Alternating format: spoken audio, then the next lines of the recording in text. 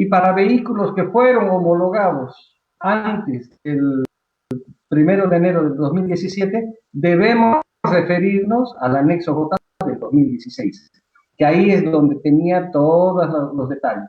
Para vehículos que se van a homologar a partir del 2017, entonces debemos referirnos a este nuevo código.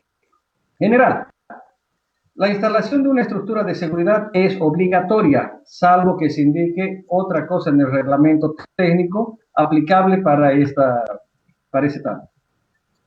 Fabricada de acuerdo a los requerimientos del artículo siguiente, a partir del artículo 253-8.2, empieza lo que vamos a ver ahora, que son las homologaciones. Toda jaula que vaya a ser homologada debe cumplir con todo lo que vamos a hablar de aquí en adelante. Dice así: homologada o certificada por una ADN de acuerdo a los reglamentos de homologación de la FIA para estructuras de seguridad. Cualquier estructura de seguridad homologada por una ADN identificada de forma individual por una placa de identificación colocada por el constructor que no pueda copiarse ni retirarse, es decir, embutida, grabada la placa metálica. La placa de identificación debe soportar o portar el nombre del constructor, el número de homologación o certificación del ADN y, si requiere, el número del fabricante. ¿Esto qué quiere decir? Que necesariamente la jaula debe tener su identificación, que es como su ficha de nacimiento ahí. Se debe presentar a los comisarios técnicos de la competición una copia original del documento o certificación de homologación aprobado ADN y firmado por los técnicos cualificados representantes de fábrica. Bien, en ese tema ayer habíamos comentado un poco que toda jaula que es homologada por una ADN y no por la FIA debe tener las firmas, y cuando el concurrente llega a la competencia debe presentar su ficha técnica de homologación de esa jaula, ya que, como vamos a ver más adelante, se necesitan ciertos requisitos para poder homologar esta. Homologada por la FIA, de acuerdo a los reglamentos de homologación FIA para estructuras de seguridad. Esta estructura de seguridad debe ser objeto de una extensión de la ficha de homologación del vehículo homologado por la FIA. ¿Qué quiere decir? Que si la FIA ha homologado un modelo de vehículo para la competición en rally, el diseño de su jaula también debe ser homologado por la FIA. Y eso tiene que quedar como un formato único y que no se puede modificar y no se puede alterar y demás. Y eso debe venir como un anexo a la ficha de homologación. Sí, sí. ¿Hasta ahí está claro? Ok, bien. La identificación del fabricante debe estar especificada en esta extensión, es decir, en la marca de la acción. Los compradores deben recibir un certificado numerado correspondiente a la misma. Vale decir que cuando tú vas a comprar una jaula homologada, junto con la jaula y con la factura te dan un certificado de homologación. ¿Sí? Para los siguientes vehículos, la estructura debe estar obligatoriamente homologada por la FIA. Quiere decir esto, que para estas categorías y estos vehículos, sí o sí deben tener jaulas homologadas por la FIA por un fabricante específico de jaulas.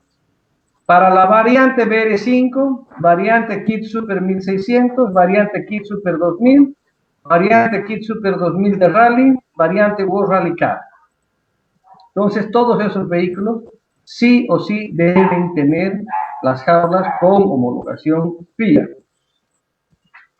Esto es bien importante. Toda modificación de una estructura de seguridad homologada o certificada está prohibida. No se puede modificar.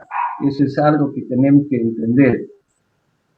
Será codificación cualquier proceso sobre la estructura por medio de mecanizado o soldadura que implique una modificación permanente del material o de la estructura de seguridad. ¿sí? Entonces, en definitiva, que vino la jaula con los tubos XX, pero que aquí no le da, lo que se trajo una jaula homologada y demás, y la queremos meter a otro vehículo, no existe. No existe eso. O sea, las medidas y diseños de una jaula estructural han sido calculados mediante temas de cálculo estructural por los tamaños, los triángulos y demás. Eso no se permite modificar porque toda la resistencia de la jaula depende de eso. Cualquier reparación a la estructura de seguridad dañada tras un accidente debe llevarse a cabo por el fabricante de la estructura y con su aprobación. Vale decir que si el fabricante no es quien modifica la jaula con los tubos, con todo tras como debería ser, eso no se puede hacer. Normalmente aquí, cuando tenemos un accidente, tenemos el golpe y mágicamente aparecen las jaulas enderezadas o con un tubo más o menos enderezado con vasos, etcétera. Eso no sirve, o sea, no se debe hacer. Entonces, mande. El año pasado, o más bien creo que ya el año pasado, Marquito Bulacia tuvo un accidente en el rally de la Argentina, donde quedó prácticamente Sí. destrozado el vehículo.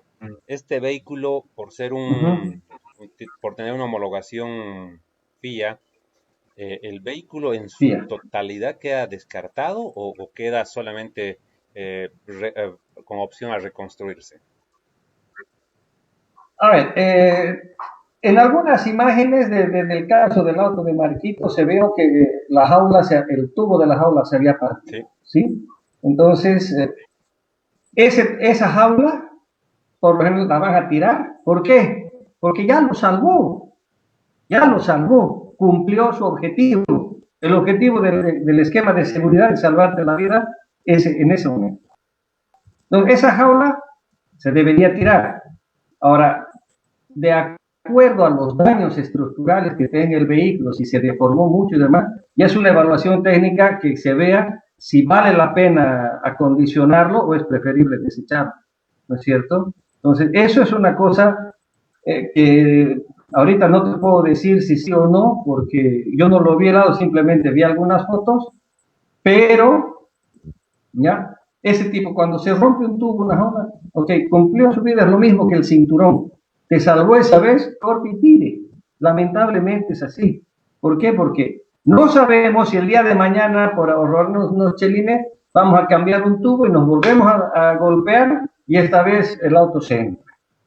¿Sí? Entonces, hay que ver ese tipo de cosas. Pero cuando existe una jaula rota, rajada, doblada, partida, botar. Esa es la recomendación. Si el otro lado de la jaula no ha sufrido un daño estructural y es una jaula hecha localmente, por lo menos hay que cambiar todos los tubos comprometidos. Pero lo que sí no se puede, que es lo que hemos visto muchas veces, que le van poniendo y le van, como se dobló aquí, le hacemos un cortecito, un añadido y unos piedamientos. Eso no. Okay. ¿Sí? Definitivamente, eso no. ¿Ok? Las estructuras de seguridad no deben dificultar la entrada o salida del piloto o copiloto. En el interior del habitáculo está prohibido llevar los siguientes elementos entre los miembros de la carrocería y la estructura de seguridad. Vale decir, entre parante A, parante B y demás, está prohibido poner cualquier tipo de elemento entre la carrocería y el tubo. ¿Eso por qué? Porque en el momento del golpe se puede aplastar y generar un problema. Cables eléctricos, lo que habíamos comentado el primer día con el caso del coche de La Paz. ¿Ya? Conductos que lleven fluidos, excepto el conducto del líquido de limpiaparabrisas. O sea, no se puede poner líquido, si tenemos cárter seco, no podemos poner las cañerías de aceite entre el lateral de la jaula y el parante original del vehículo, excepto la manguerita del agua del limpiaparabrisas, como dice. Elementos de la estructura podrán ocupar el espacio de los ocupantes atravesando el salpicadero y los revestimientos. Bueno, todo el tema de la estructura que hacen los salpicaderos, que son los delantero y trasero, eso para hacer el anclaje hacia las torres del tomado delantero. Definición: estructura de seguridad, estructura multitubular instalada en el habitáculo cerca de la carrocería, concebida con el fin de evitar una deformación importante de la carrocería o chasis en el caso de un accidente. Básicamente, esta estructura, entonces, a partir de aquí, vamos a ver todos los componentes obligatorios, que debe tener la estructura. El arco de seguridad, formando un arco en dos bases de anclaje. El arco principal es el que llamamos San Antonio, el que viene en el pilar B, que viene detrás de las butacas. Arco principal, que es el dibujo 253.1, que lo vamos a ver más abajo. Bueno, no sé, no lo van a poder ver. Sería bueno, no sé si tú tienes ahí para poder mostrar Voy a intentar, Juanito, las imágenes. mientras sigues hablando, voy a intentar poner las imágenes. Dale, así van siguiendo un poco y si hay alguna duda podemos ir aclarando las cosas. Es el arco principal, estructura prácticamente vertical, construida por un arco tubular de una sola pieza, con una inclinación máxima de más o menos 10 grados con respecto a la vertical, situado en un plano transversal del vehículo e inmediatamente detrás de los asientos delanteros, de las butacas. El eje del tubo debe estar contenido en un solo plano, o sea, no puede estar diagonal. Entonces, vamos a llamar el arco principal, es lo que vendríamos a llamar el parante B, que está detrás de las butacas. Dice, debe ser fabricado de un solo tubo y debe tener una inclinación máxima de más o menos 10 grados con relación a la vertical que viene a formar el marco de la puerta. ¿Ok? El arco delantero, similar al arco principal, pero su forma sigue los montantes y el borde superior del parabrisas. Quiere decir que tenemos que tener un parante delantero que suba toda la parte del parante A, copie la inclinación del parabrisas, cruce hasta el otro lado y haga el mismo. Todo eso en una sola pieza. El arco lateral, estructura casi longitudinal y prácticamente vertical, construida por un arco tubular de una sola pieza, situada a lo largo de la parte derecha o izquierda del vehículo, siguiendo el pilar delantero del mismo, en el montante del parabrisas y los montantes traseros, siendo casi verticales y estando justo detrás de los asientos delanteros. El montante trasero debe ser rectilíneo y en vista lateral. ¿Qué quiere decir esto? Que básicamente nosotros vamos a identificar tres tipos de moldes de cómo armar una jaula, la base de una jaula, de acuerdo a las características y manejabilidad que se pueda tener técnicamente para hacer los dobleces y soldaduras. Una de ellas es utilizando un arco delantero, Perdón, un Juanito. arco trasero. Perdón, Juanito. Adelante. Estás exactamente mostrando la figura Sí. 253.1, 253.2 y 253.3. Exactamente, ahí vamos a llegar. Ok, si me das un segundito, vamos a poderlo poner en pantalla. ¿Dale? Ok, justo tienes esa imagen de las tres figuras.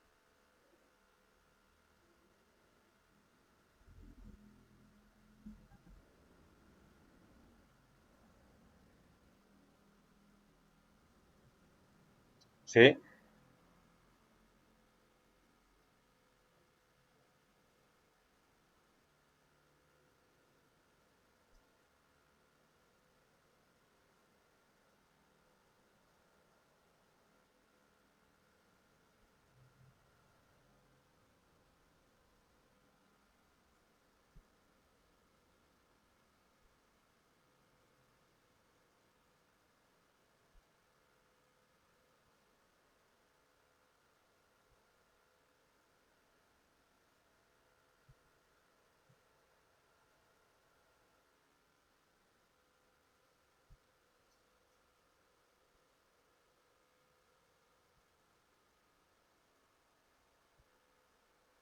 acompañando al parabrisas y viene la parte del parante del parante A de adelante de la puerta. Y en este caso tenemos dos tubos transversales que vienen en la parte delantera y trasera, más los dos tensores traseros. Y en el caso de la 256 es algo diferente.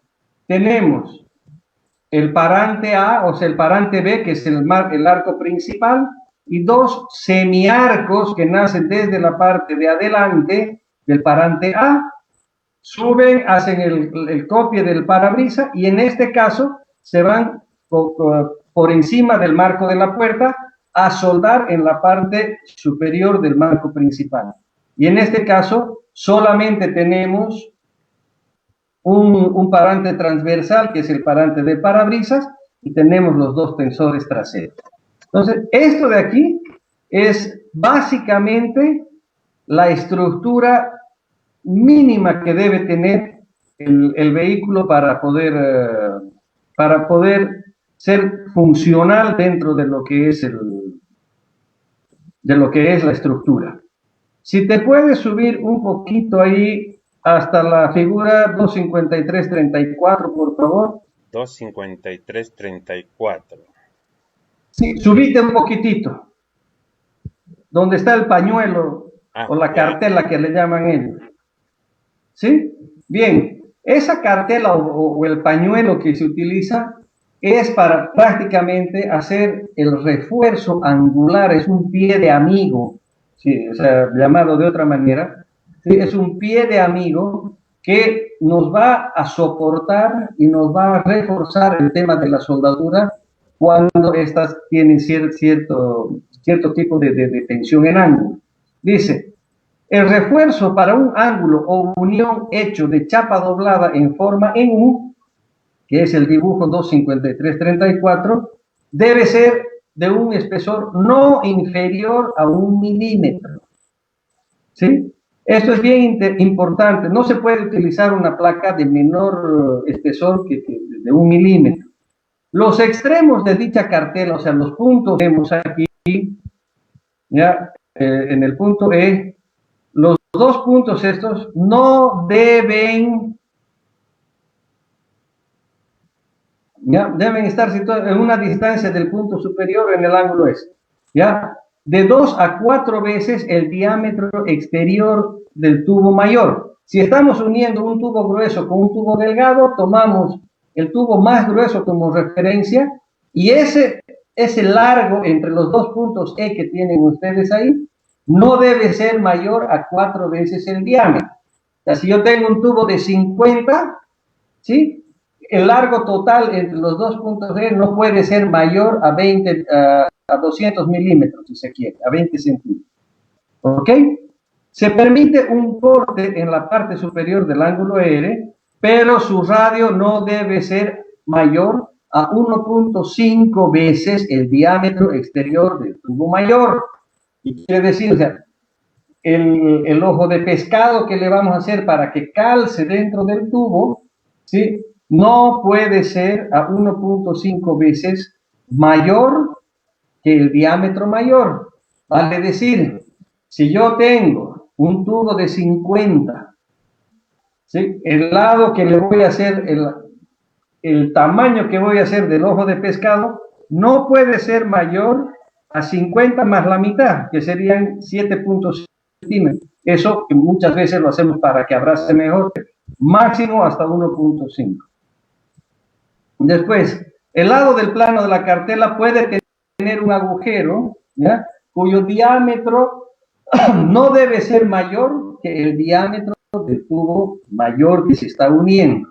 Es decir, que si tengo un diámetro de 5, no puedo tener un orificio mayor a 50 en el espacio del área Juan, de la cartela o del pañuelo. Esto que estás hablando del ojo de pez es exactamente el punto S que se muestra en la figura.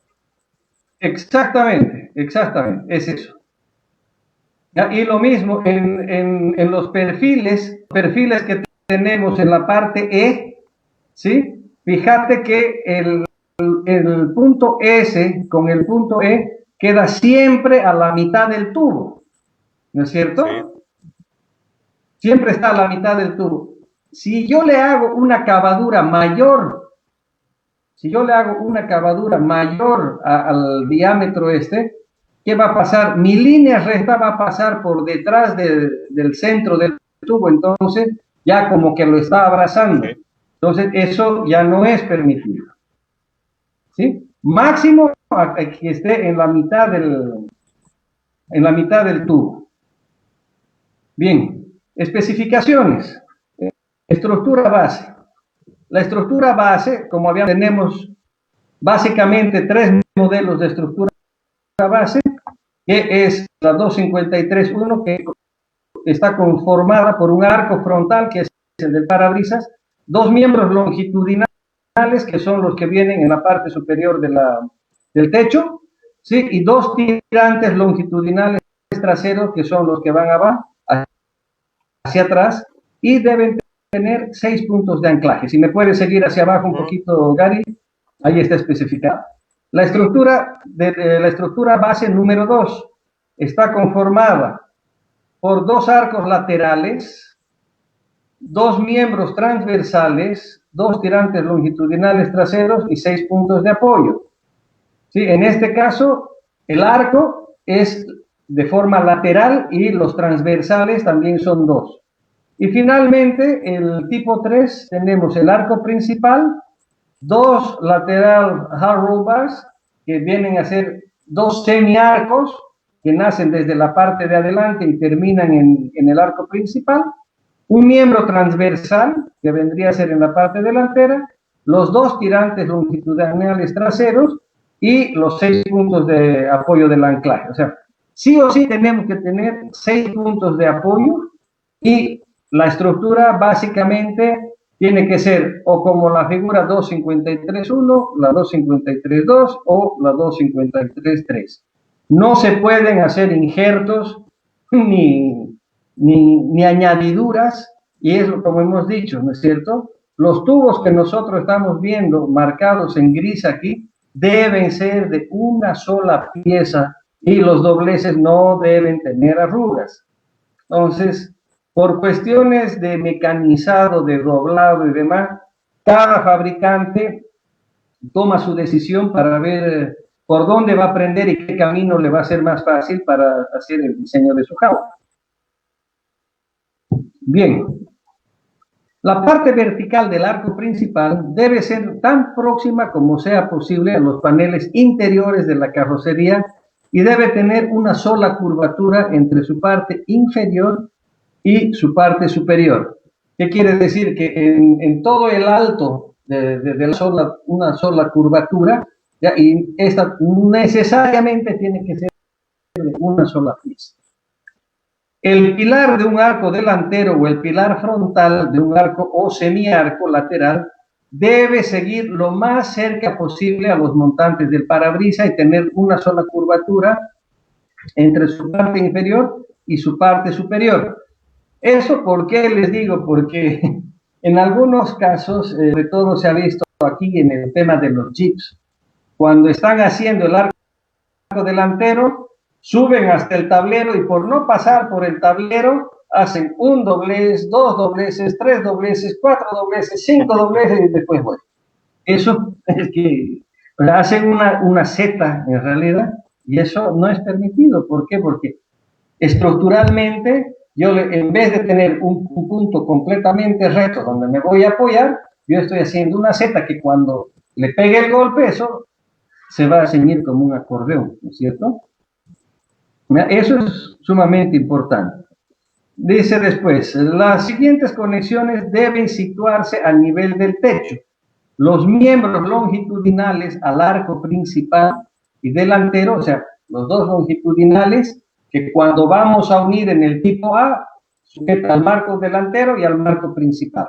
Eso se deben soldar en la parte lo más apegado posible al techo.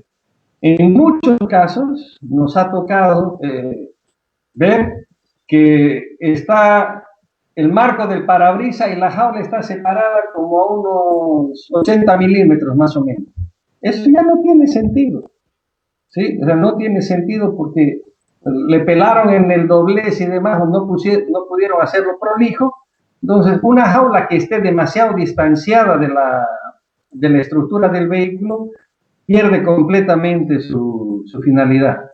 Los miembros transversales a los arcos centrales, los semiarcos laterales al arco principal. Eso, dependiendo cómo se haga la estructura, eso debe soldarse en cada uno de esos puntos. Y obviamente el tema de la soldadura debe ser hecha en un ciento del contorno de la unión. Bien, los tirantes longitudinales traseros deben anclarse a nivel del techo, o sea, en la parte superior, y cerca de los ángulos superiores del arco principal, a ambos lados del vehículo, siendo posible hacerlo por medio de conexiones desmontables. Entonces dice, siendo posible hacerlo por medio de conexiones desmontables. Esto dependiendo, sobre todo en el tema de los 4x4, en los vehículos de rally no se permite hacer desmontable. Deberá formar un ángulo mínimo de 30 grados con la vertical, estar dirigidos hacia atrás y ser rectos y tan cercanos como sea posible a los paneles interiores de la carrocería. Obviamente, los tirantes traseros debemos ver cuál es el mejor lugar para poder apoyarlos, que nos sirvan como apoyo, tratando de que tengan los 30 grados. ¿Por qué hablamos de los 30 grados? Porque lo que se pretende o sea, si nosotros ya miramos una jaula terminada, la idea principal de la jaula es haber hecho un entramado que básicamente esté compuesto de triángulos. ¿Sí? O sea, que tengamos la mayor cantidad de triángulos posibles. Y si son triángulos de lados iguales, mucho mejor. ¿Por qué el tema del triángulo? Porque el triángulo es la única figura geométrica que no se deforma con el golpe, o con la presión. El triángulo siempre va a mantener su estructura. Si hacemos cuadrados, al cuadrado yo lo puedo golpear y se puede volver un rombo. ¿Sí? Entonces, el triángulo no, el triángulo es la figura geométrica que no va a tener deformación. Diseño. Una vez que la estructura base está definida, debe ser completada con los miembros de refuerzo obligatorios. Ver el artículo 253.8.3.2.1, que lo vamos a ver más abajo, los cuales se podrán añadir miembros y refuerzos opcionales. Ver el artículo 253.8.3.2.2. Eso lo vamos a ver más abajito. Salvo que exista explícitamente permitido y salvo que se usen uniones desmontables, de acuerdo al artículo 253.8.3.2.4, todos los elementos y refuerzos tubulares deberán ser de una sola pieza, no puede haber soldadura, no puede estar añadido. ¿Ya? Este tema de las piezas desmontables, sobre todo, ¿por qué viene esto? Porque antiguamente, en los finales del 80 y demás, venían autos que tenían partes de las jaulas que eran empernadas. Sí, ¿ya? sí, Pero obviamente... todavía, creo que mi primer vehículo todavía tenía ese tipo de jaulas. Bueno, estamos viejos, ¿sí? No, definitivo, no, y es cierto, si yo me acuerdo bien de los Ford Escort, el MK1, que llegó con este tipo de jaula, que venían, pero eran los tubos eran unas obras de arte, los empalmes eran otras obras de arte, ¿no? Entonces, en ese tipo de vehículos, cuando se tiene un percance y demás, el fabricante te puede proveer la pieza porque es desmontable, pero hoy en día en las aulas estructurales ya básicamente no hay solución. El tirante diagonal. La estructura debe tener dos miembros diagonales en el arco principal, de acuerdo al dibujo 253.7, que lo vamos a ver ahora. Los miembros deben ser rectos y pueden ser desmontables. El extremo inferior de la diagonal debe unirse con el arco principal o con el tirante trasero a menos de 100 milímetros del pie del anclaje. Ver el dibujo. Aquí tenemos la X, ¿sí? Que dice, en algunos casos puede ser desmontable, pero como en la parte superior obligatoriamente tiene que ir soldada o al arco principal o al tirante, ¿sí? Entonces ya no puede ser desmontable. Puede ser desmontable esto en los vehículos 4x4, por ejemplo. ¿Sí? En los 4x4 que vienen los Jeeps, que se hacen unas modificaciones para cambiar la carrocería, en esos sí se puede hacerlo desmontable, pero manteniendo las distancias estas que nos dice aquí. En los vehículos de rally no pueden ser desmontables. Bien, las barras de la puerta. Se deberán montar miembros longitudinales a cada lado del vehículo, de acuerdo a los dibujos 253, 9, 10 y 11, que vamos a ver más adelante. Los dibujos se pueden combinar, se pueden añadir, se puede añadir final a cada uno de los diseños mostrados en los dibujos 253, 9, 10 y 11. El diseño debe ser idéntico en ambos lados. Para competiciones sin copiloto, dichos miembros pueden ser montados solo del lado del conductor y no obligatorio en el lado del acompañante. Esto podría ser el Pucarani o de pronto el autódromo aquí Santa Cruz, como les decía ayer, pero no es muy recomendable, ¿no? Porque si tú estás armando el tema de la estructura, o sea, el refuerzo, evidentemente te vas a ahorrar más o menos un kilo y medio de peso con eso, pero tu tensión y tu forma de torcer y demás va a variar porque ya la flexión de la estructura va a ser ligeramente diferente. Entonces, si no le pones esos tubos del otro lado para los circuitos, tienes que ingeniarte maneras diferentes para hacer que la estructura flexe a como más te convenga. Lo mismo vamos a ver más adelante en el tema de la diagonal del techo. Bien, en ambos lados. Podrá ser. La protección lateral está alta como sea posible en sus puntos de anclaje superiores y no está a más de la mitad de la estructura total de la puerta medida desde su base. ¿Qué quiere decir?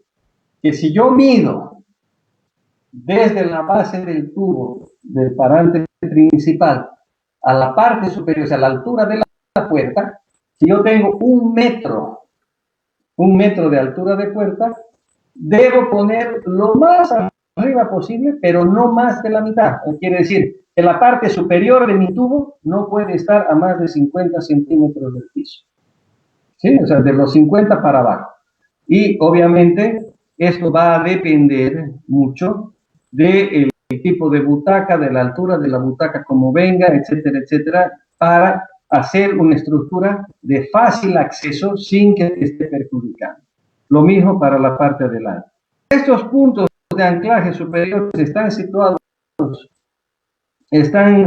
delante o detrás de la puerta, de la apertura de la puerta. Esta limitación en altura aplica a la intersección correspondiente al tirante y la apertura de la puerta. En la vista lateral lo vamos a ver esto. En caso del dibujo 253.9, se recomienda que los puntos de anclaje inferiores se fijen directamente sobre el larguero longitudinal, ¿ya?, de la carrocería y chasis, y que al menos una parte de la X sea una barra de una sola pieza. ¿Qué quiere decir? Que en este caso, en la figura 253.9, el tubo que viene hacia arriba, dice que se proyecte hacia sujetarse a la base del chasis, que es lo que normalmente le hacemos un pie de amigo para que apoye en la torre del top mount delantero. Esto para ayudarle a dar mayor estructura, ¿sí? Y aquí, como ven, tenemos un solo tubo lateral en la 253.8, en la 253.9 tenemos la X, y en la 253.10 tenemos un tubo lateral más dos tubos haciendo una B que están formando un triángulo. Y si se fijan ustedes aquí, por donde le miremos en la 253.9 y en la 253.10, estamos generando un triángulo, dos triángulos, tres triángulos. 1, 2, 3 triángulos. Más el tubo que vamos a poner después del refuerzo del parabrisas, vamos a hacer cuanto mayor triángulo tengamos, más resistente va a ser nuestra estructura de seguridad. Bien, el refuerzo del techo. La parte superior de la estructura de seguridad debe reforzarse con miembros conforme a uno de los dibujos del 253, 12, 13 y 14. Los miembros pueden seguir la altura del techo, vale decir que pueden mantener, no necesariamente tienen que ser rectos, sino que pueden tener cierta curvatura para mantener el dibujo del techo y permitirnos una luz de cabeza con el casco para que no estemos dándonos ceja con oreja, como decimos en cada salto, cada barquinazo nos estamos golpeando. Para competiciones sin copiloto, en el caso del dibujo 253-12, ¿ya? Solamente puede montarse un solo refuerzo, pero su conexión delantera debe estar situada del lado del piloto. ¿Qué quiere decir? Si están ya ustedes en la 253-12, quiere decir que la barra de refuerzo va a venir desde la parte trasera del lado del copiloto y va a venir a anclarse a la parte del marco delantero con el lateral del lado del conductor. ¿Sí? Solamente en caso de los vehículos donde no se lleve copiloto.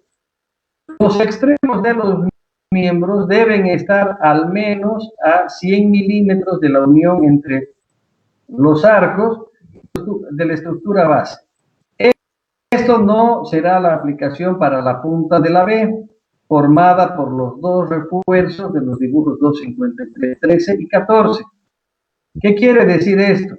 Que en la figura 253, 13 y en la figura 253, 14, de acuerdo a cómo sea el diseño de la jaula, ¿ya? Donde llegan los tubos, la distancia entre los dos tubos para formar la B, que es lo que se dice, no debe ser mayor a los 100 milímetros. Es más, o sea, lo ideal sería que estén semi unidos uno con el otro, que no tenga un espacio mayor a 10 milímetros. Esta es una de las cosas que también hay que ver. Y obviamente se puede utilizar de acuerdo a la conveniencia, se puede utilizar un tubo de forma de B como está en el 13 o como está en el 14. Eso de acuerdo a como se guste, como prefieran, ¿no es cierto? O sea, ya ahí vamos a ver, volvemos a ver que de la misma manera, de una forma en el 53-14 y en el 53-13, estamos viendo que de un cuadrado hemos sacado tres triángulos. Sin embargo, en el 53-12, de un cuadrado hemos sacado 4 triángulos. ¿Cuál va a ser el más resistente? Ya creo que es obvia la respuesta, ¿no? El pilar de refuerzo del parabrisas deben estar montados de cada lado del arco delantero si la dimensión A es superior a 200 milímetros en el dibujo 253-15. Si ya estamos en el 253-15, por favor, ya, si tenemos que dependiendo de la inclinación del parabrisas, ¿ya? Dependiendo de la inclinación del parabrisas, es que esto va a tener una posición ligeramente diferente, ¿sí? El refuerzo puede ser curvado a condición de que sea rectilíneo en la vista lateral y que el ángulo de la curvatura no exceda de 20 grados. Su extremo superior debe estar a menos de 100 milímetros de la unión entre el arco delantero y el lateral del miembro longitudinal transversal, o como vaya a ser el dibujo. ¿Qué quiere decir? Que en la parte donde está el punto izquierdo del dibujo, es el punto negro, ¿ya? Nosotros vemos que tenemos más o menos 200 milímetros, pero donde nace el tubo negro hacia abajo, ese punto de intersección no debe estar a más de 100 milímetros de la unión del tirante que va hacia la parte de atrás de la puerta. Vale decir que Si yo tengo el tubo puesto a la mitad del parabrisas, no me sirve, porque no va a cumplir el objetivo. ¿Ya? No va a cumplir el objetivo.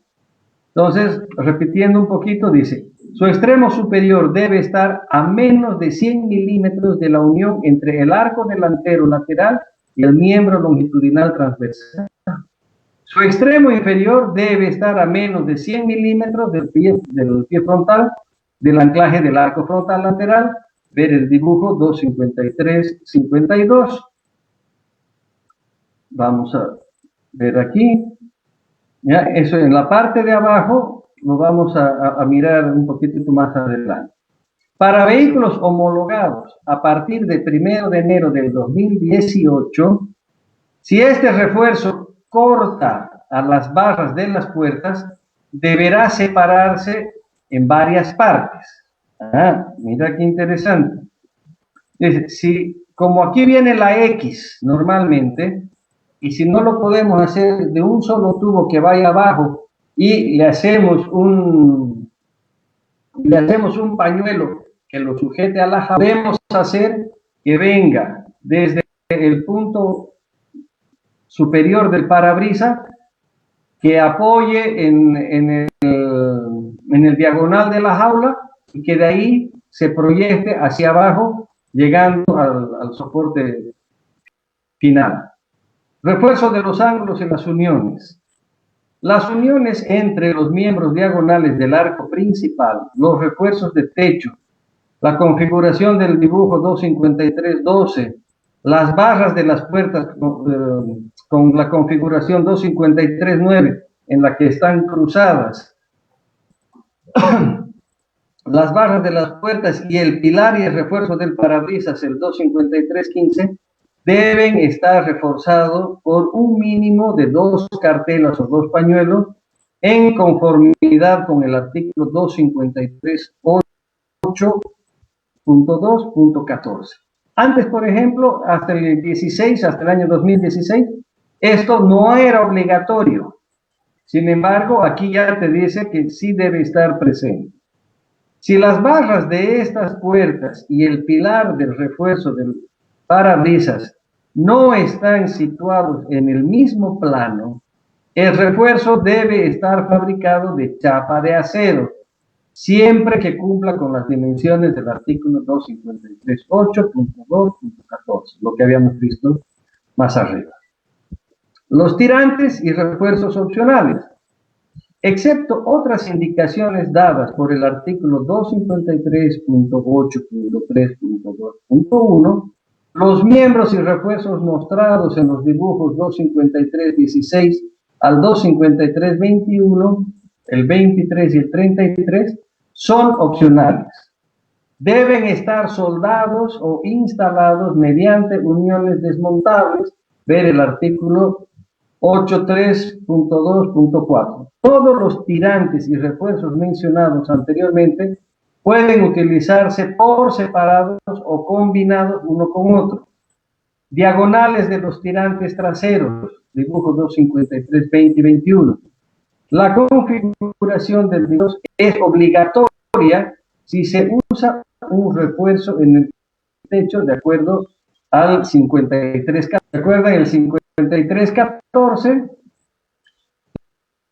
Teníamos que el diagrama del techo, por ejemplo, la B que viene en el techo, sale de las dos puntas, tanto del piloto como del navegante, y sale en la parte de atrás del arco principal. Pero de ahí para atrás, si está con esa configuración, obligatoriamente debe tener este refuerzo del que estamos hablando y lo vamos a ver enseguida. ¿Dónde andamos? Los mismos transversales deben ser montados. Los refuerzos del ángulo de uniones. Ok. Entonces, aquí tenemos que en las figuras 253-16, en las 17, el filete a los tensores traseros, sí o sí les tenemos que poner el otro tensor que venga a ser parte del arco principal y que los una con el tirante trasero. Ahí que estamos haciendo, estamos generando triángulos de protección. ¿sí? Ya. Y lo mismo, en el caso de la 25319, estamos haciéndole una X más para que pueda cruzar y pueda soportarse diagonalmente. En el caso de la 253, la 18B, tenemos una barra que puede cruzar directamente desde los apoyos de donde vaya a ser anclada la jaula y hacerle una diagonal para generar un nuevo triángulo. En el caso de la 25318 tenemos una sola barra diagonal que también se puede utilizar, pero como les digo, eso es en el 25322 obligatorio. Si nosotros utilizamos el formato de la 25314, donde la B viene y termina en la parte central del arco central, entonces obligatoriamente tengo que utilizar una B en esta forma para hacer la descarga y el soporte de la tensión del techo. Más adelante, en la 25325, tenemos los triángulos que vienen a apoyarse hacia la carrocería o bien al borde superior de la suspensión, y que por lo general estos son proyecciones de las X que vienen en las jaulas. Entonces, los tubos que vienen adicionados para hacer el refuerzo hacia la carrocería, en la teoría pueden ser desmontables, pero como les digo, en el tema de rally, todo eso debe ir soldado. En la 29 tenemos un tubo adicional en la mitad del arco delantero. Podemos tener un tubo transversal en el arco principal, y los apoyos, igual que tendríamos en el refuerzo que vamos a hacer, que lo vamos a ver un poco más adelante. La configuración mínima de la estructura de seguridad, o sea, cómo debe estar mínimamente configurada la barra de seguridad. ¿Sí? Cuando se corre con copiloto y cuando se corre sin copiloto. Cuando se corre con copiloto, necesariamente tenemos que tener la estructura base con la variable 8.3.1 del dibujo 25335, que vendría a ser esto. Esto es lo mínimo, el mínimo requerido, ¿sí? Y si acaso es una competencia o una categoría que no tiene copiloto, en el caso este se ve la X del lado derecho, porque como todo esto es hecho en Inglaterra, ya se maneja del otro lado. Entonces tendríamos que tener la X del lado izquierdo y este otro lado libre.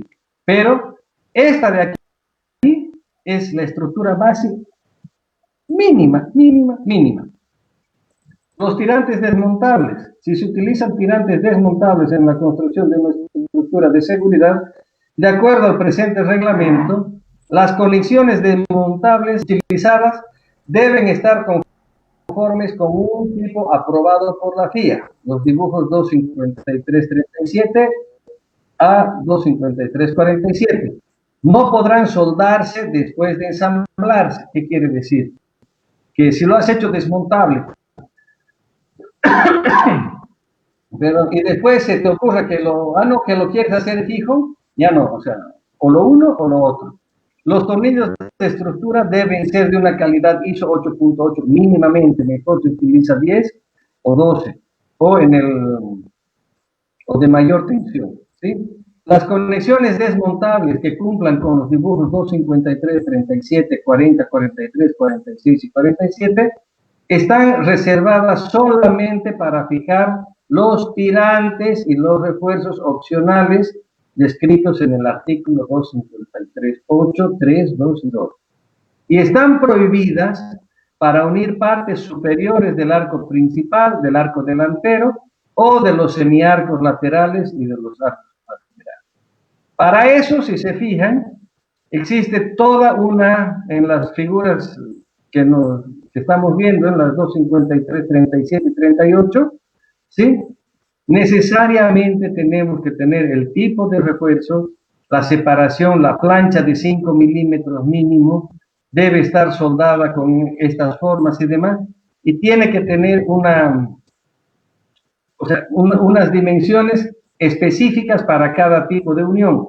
No se puede agarrar y hacer unión con perno como normalmente se hace, que hacen un tubo, meten el otro, le tiran dos pernos y pasan. No, eso no existe, porque en el tema ese de perno embutido, que se llama, cuando se hace un embutido de un tubo dentro del otro, al poner nosotros los pernos, tenemos, en caso de un golpe que sea longitudinal al tubo, el efecto del cizallamiento, los pernos se pueden cortar y la estructura no nos sirve prácticamente de nada.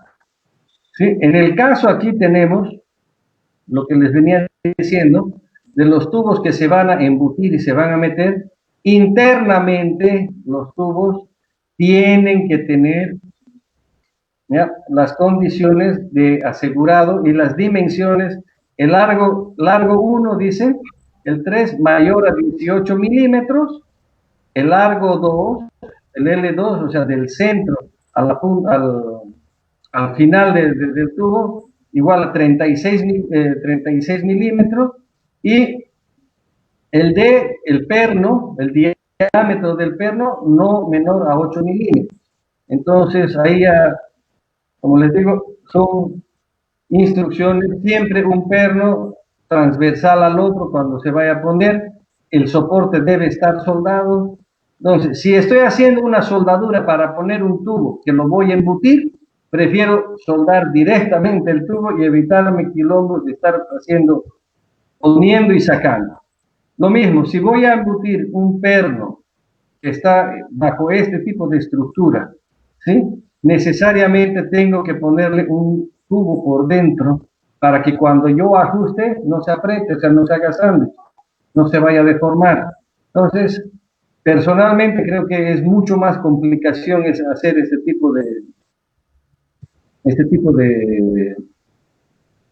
adaptaciones y de anclajes, que hacer un tubo bien soldado y pare de contar.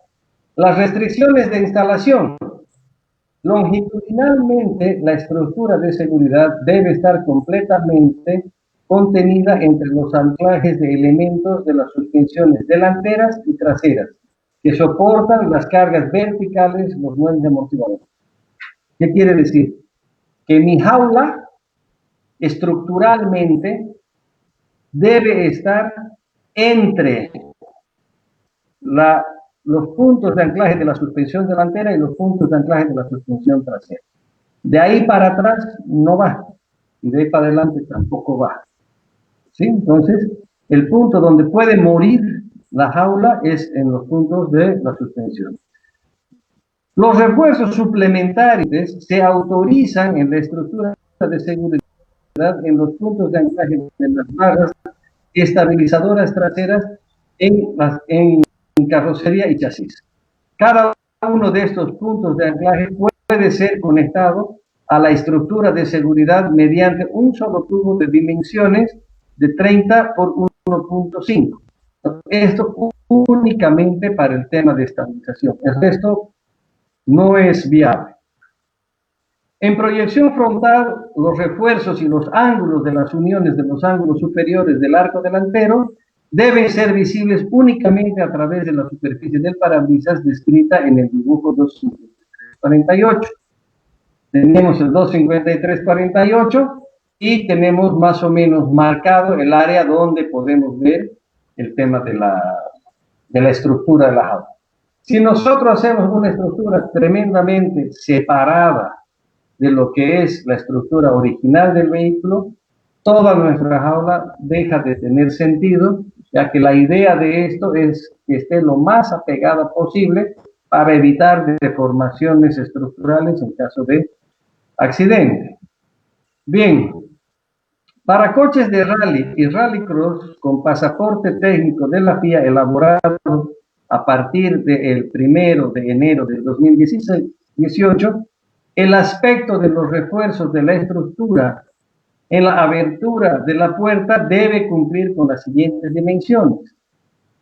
Aquí tenemos lo que hablábamos en el tema de la altura, por ejemplo.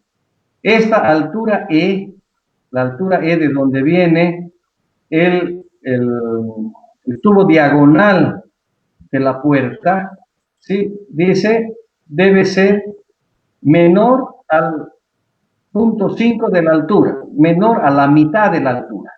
Entonces, como máximo punto, la parte superior del tubo debe estar en el 50% de la altura total.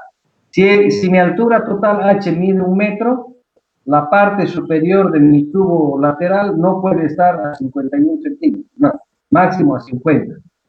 Y de ahí para adelante. Y obviamente vamos a tener que ver cómo queda el tema del acceso con la butaca y demás. Lo mismo, en el pie de amigo, entre el parante principal y el larguero del techo. Esta altura C máximo deben ser 300 milímetros o 30 centímetros hasta la parte final del tubo. Y en el caso de la parte B, que es entre la línea, la prolongación de la línea de la puerta hacia arriba, ¿sí? Hacia adelante, máximo tenemos 250 milímetros. Entonces, en este caso, la distancia de A, que es el punto que nos va a quedar al apoyo este del parabrisas, ¿sí? Tenemos que es una distancia mínima de 300 milímetros. Y como habíamos dicho más adelante, máximo debe estar soldado este punto a 10 centímetros de la unión de las soldaduras del larguero que viene entre el parante del techo con el parante principal o en la parte del parabrisas, ¿sí? Entonces, mínimo 300 y no puede estar a más de 10 centímetros de la soldadura que está uniendo el arco delantero con el tirante lateral. Y si es de una sola pieza, lo mismo, vamos a tenerla entre el semiarco delantero y el tubo transversal que viene en el parabrisas, ¿sí? Entonces, ya con esto tendríamos básicamente el total de la estructura de la jaula completamente concluida. Los anclajes de la estructura de seguridad de la carrocería. El mínimo de puntos de anclaje es uno para cada montante del arco delantero, uno para cada montante de los arcos laterales o semiarcos, uno para cada montante del arco principal, uno para cada tirante longitudinal trasero. Para conseguir un montaje óptimo sobre la carrocería, el guarnecido original puede ser modificado junto a la estructura de seguridad o los puntos de anclaje, ¿ya? Recortándolo o modificándolo localmente. Sin embargo, esta modificación no permite la eliminación completa de partes de la tapicería o del guarnecido. Donde sea necesario, la caja de fusibles puede ser trasladada para fijar a la estructura de seguridad. ¿Qué quiere decir? Que si en los puntos donde yo estoy trabajando tengo incomodidad con el tema de todo lo que es tapicería, elimino. Y si tengo una parte estructural del vehículo en esos puntos, como el tema de la guantera del que va a molestar con la tapa de la guantera del tablero y demás, entonces tendré que hacer mis modificaciones, pero que esto me permita tener los 6 puntos de apoyo básicos de lo que es la estructura.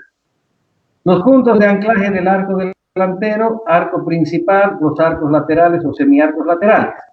Cada pie de anclaje debe estar fijado por al menos 3 tornillos y una placa de refuerzo de al menos de 3 milímetros de espesor y de al menos 120 centímetros cuadrados que estará soldada a la carrocería. ¿Qué quiere decir? Que la base que voy a poner debe tener al menos 120 centímetros cuadrados, 12 por 10, 8 por 14, lo que querramos, que eso no es una, vamos a decir, esto no necesariamente tiene una planta cuadrada y el tubo al medio. Hay carrocerías en las cuales no nos permite, entonces tenemos que ver la mejor manera de tener el área de los 120 centímetros cuadrados lo más próximo a esto para poder hacer el descanso de la placa. Y obviamente por la parte de abajo, si se quiere, se hace el sándwich, se hace el refuerzo para que el piso quede en el sándwich sujetada por 3 pernos mínimamente, que deberían ser 4, y soldada en el contorno. Perdón, Juan. ¿Ya? Se muestran ejemplos. Estamos exactamente ahora mostrando la imagen 253, 50, 51, 52, 53, 54 y 55. Acabas de mencionar, por ejemplo, en la imagen 253, 50 está la base que indicas, de donde se apoya la estructura y sujetada con 3 pernos. Esto, en muchos de los vehículos acá en Bolivia, esta base no está sujetada con pernos, más bien está soldada en todo el perímetro externo. ¿Esto está bien permitido? Sí, porque dice, o sea, debe tener los pernos más la soldadura. Okay. ¿Ya? Entonces, lo que te digo, aquí el tema del empernado, más que todo, es por cuestión de zafra.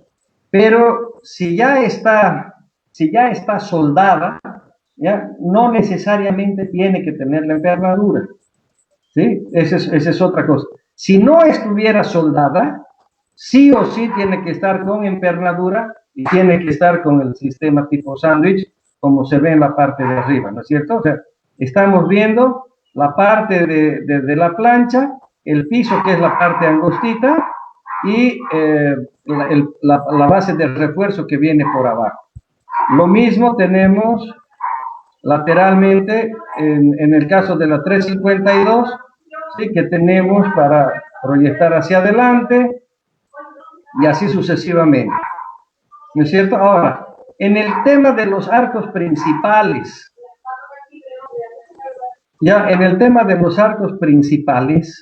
ya tenemos en las 253, 54 y 55, no siempre el zócalo del auto nos permite tener un apoyo vertical del tubo. Entonces, si no nos cuadra exactamente, lo que debemos hacer es manteniendo el tamaño de la base, deberíamos hacerle estos pies de amigos como están aquí para poder asegurar, y obviamente en el 354 y en el 355 debe estar completamente soldado a los laterales del zócalo y al piso para poder resistir el tema del anclaje. Cuanto más cerca nosotros estemos, en el caso del 54, por ejemplo, si nosotros nos corremos unas 2 filas hacia la izquierda y le damos casi un ángulo de 90 grados, es siempre mucho más eficiente. O sea, no irse más allá de un grado, de 20 grados en las diagonales cuando se hace este tipo de anclaje. Eso es una cosa bien importante por el tema de soporte de carga más que todo, ¿no? Pues creo que con esto ya básicamente ahí. Después tenemos en la 356, por ejemplo, vemos que estamos apoyándonos sobre el tema del zócalo, ¿verdad? Entonces, cuando hacemos un pasante dentro de lo que es el zócalo, se recomienda hacer un refuerzo de tubo interno para el perno de sujeción, para que cuando lo apretemos no se vaya a arrugar el sándwich, ¿no es cierto? El tipo 253-57 es básicamente la estructura que normalmente hacemos en la parte trasera de los apoyos de las torres traseras del amortiguador. Y en el 253-58 tenemos más o menos cómo hacer un sistema desmontado, ¿sí? Tenemos más o menos el dibujo de hacer la dimensión desmontada. En el tema de la especificación, aquí ya entramos un poquito en el tema básico de lo que es la especificación de tubo. Dice, aceros al cromo aleado, estirado en frío, sin soldadura. Ver a continuación el contenido máximo de carbono, es el punto 3 de carbono. Y la tensión mínima que debe soportar la son 350 newton por milímetro cuadrado. Para eso, no es que nosotros nos inventemos ni que estemos haciendo ningún descubrimiento, ¿sí? Aquí tenemos básicamente que tenemos que utilizar un tubo de 45 milímetros por 2.5, siendo que es un acero con carbono, ¿ya? Y de lo contrario, si no utilizo 45 por 2.5, utilizo 50 por 2. Es más delgado, pero es más ancho. ¿Y esto en qué elementos van a venir? En el arco principal, la figura 253.1, 253.3, los arcos laterales, cuando hacemos semiarcos laterales, y cuando hacemos el roll bar delantero, ¿sí? Esto es obligatorio. O sea, esta medida no se discute. Ahora, muchas veces se da el caso de que vienen y, bueno, se utiliza un montón de cosas raras de tubos, y he visto, lamentablemente, hay unas combinaciones de tubos que hacen, pero bueno, o sea, te digo, al rato da pena, da rabia, da bronca, porque empiezan a hacer inventos de tubos que no son compatibles en tema estructural de tensión y de fijación, y menos de soldabilidad. Más tarde, o sea, terminando esto, les voy a explicar un poco el tema de las soldaduras, por qué utilizar unas y por qué utilizar otras. Y eso es sumamente importante porque cometemos errores que son horrores en realidad, ¿no es cierto? Bien, un poquito más abajo tenemos que se debe utilizar tubos de 38 por 2.5 o en su defecto de 40 por 2. Estos tubos pueden ir en los semiarcos laterales, en otras partes de la estructura de seguridad, a menos que indiquen lo contrario en los artículos anteriores, ¿sí? Si utilizo un sistema de media barra, puedo utilizar los tubos de 40 por 2 también en los tubos estos, ¿ya? Entonces, básicamente, me van a decir, pero ¿y qué tubo de aleación? No, es simple. Los tubos para hacer jaulas, como bien dice, son tubos que tienen que ser sin costura para empezar, con aleación de carbono. El contenido de carbono, dependiendo el tipo de material, puede utilizar un tubo, un acero con una norma ASTM, ¿sí? Que sea un 1020 o un 1030. Esos son los tubos de bajo, el 1020 de bajo carbón, el 1030 un poquito más de carbón. Entonces, el 1020 es el que tiene 0,3 hasta 0,3 de por ciento de carbono. El 1030 tiene 35, 38, o sea, es más tenaz. Y ya el acero al cromo molibdeno, que vendría a ser el 1045, tiene 4.5 de porcentaje de carbono. Pero ¿qué es lo que pasa? Estos 350 newton por milímetro cuadrado los tiene el 1020 pasado de cariño, el 1030 también, y el 1045 tiene mucho más. El 1045 estamos hablando de casi 390 newton por milímetro cuadrado. Entonces, el tipo de material es importante. Ahora, obviamente, para el tema de soldabilidad de estos tubos, hay que ver un tema adicional ahí. Dice, nota, para un acero no aleado, el contenido máximo de aditivos es de 1.7%, para manganeso y de 0.6 para otro elemento. O sea, dentro de los aceros no aleados tenemos aceros que tienen manganeso, silicio, azufre, tungsteno, ¿ya? Y demás cuestiones. Entonces, ese tipo de aceros están normalizados por la ASTM. La ASTM es la norma ASTM, dicen, ¿no es cierto? ¿Y qué es la norma ASTM? Dice, American Society of Testing Materials. que es la Sociedad Americana de Ensayo de Materiales. Ellos están estudiando cada vez y hacen tubos de costura, es un tubo que resiste muchísima más presión, muchísimo, es lo que les decía el otro día. Comparativamente hablando, un tubo sin costura con un tubo con costura, es abismal la diferencia en el tema de la ductibilidad. ¿Sí? No se olviden que el tubo sin costura es hecho en base a un lingote, si se quiere, que se lo mete al horno, se lo calienta a 1200 grados y se lo mete a la trefila.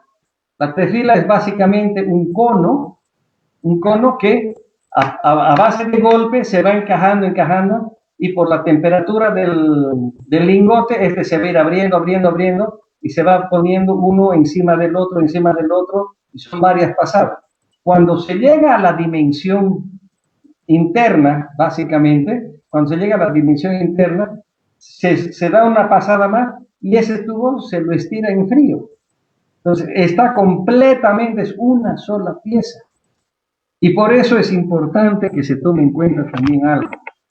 Cuando uno hace un pedido de acero 1020 o 1030 para hacer tipo de estructuras, no todos los aceros se pueden doblar.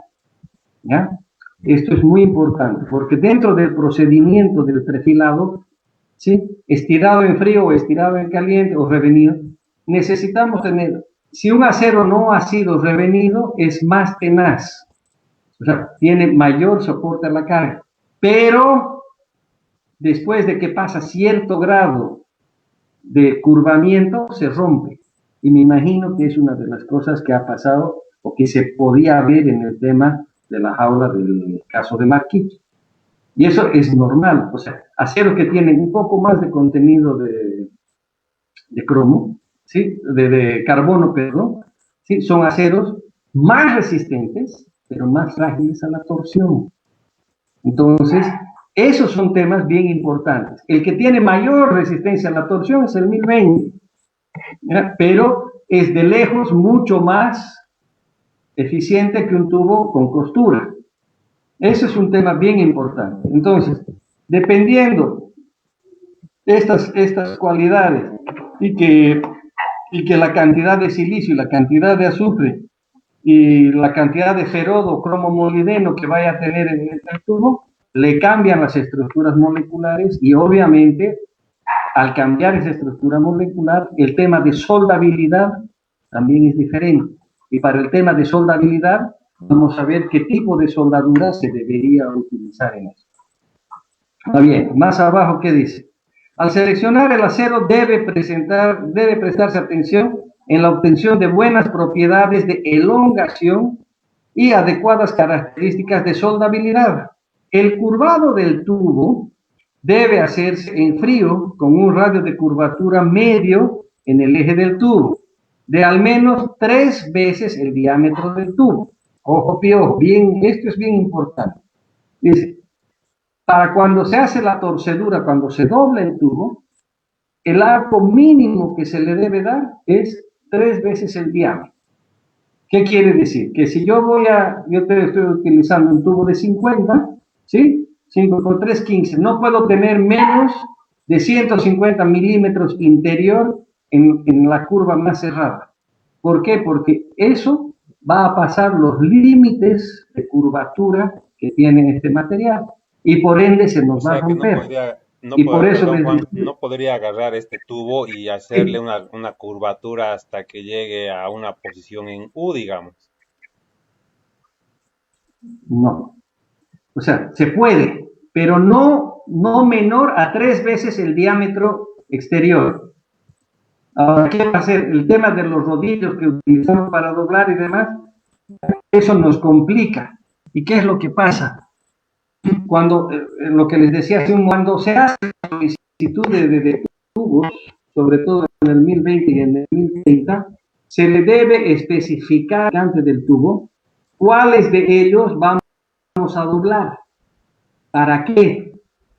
Para que ellos, después del proceso de que sale de la trefila y que se hace el estirado en frío y demás, ¿ya? Normalmente los tubos salen de esto y entran en una especie, se los hace cementar o sea, se los hace endurar por el bajo contenido de carbono. Pero los tubos que vienen para torcer necesariamente tienen que tener un proceso de revenido. ¿Qué es el revenido? Se los calienta nuevamente, se los mete al horno y se los deja enfriar, de una manera muy lentamente, cosa que pierda ligera tenacidad y que ese tubo pueda ser maleable y torcible. Un tubo que no ha sido revenido, por lo general, ustedes van a empezar a gatearle, y llega a cierto ángulo y ¡ping! Se rompe. O se raja. O sea que, Juan, digamos que el proveedor más próximo para nosotros acá en Bolivia, el proveedor más próximo de estos materiales es en Argentina.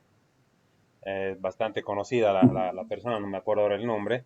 El momento de yo comprar los materiales, tendría que decirle a esta persona, por favor, quiero material así, así, así, y X, Y, Z metros o tales piezas van a ser dobladas.